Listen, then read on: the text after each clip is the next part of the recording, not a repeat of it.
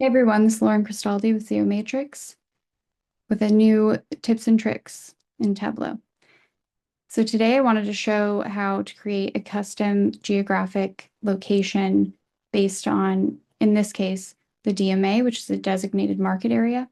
I just found a full list of all of the United States designated market areas and their zip codes. So important to note, if you're creating a custom geographic location, you will need the name of that location or code, also with a regular geographic field that Tableau would recognize. So a zip code or a city and state or county, any of those would work.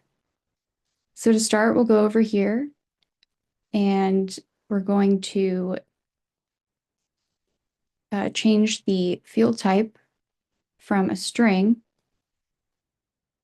down to a geographic role. But since DMA isn't on the regular geographic role list, we're going to do create from, and we'll select that zip in this case.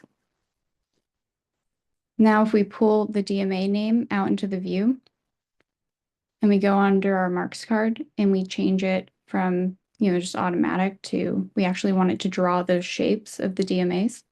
Change it to map. And now you have all of your DMAs drawn out, which is pretty cool. So yeah, thank you for joining me for another tips and tricks. I'll see you next time.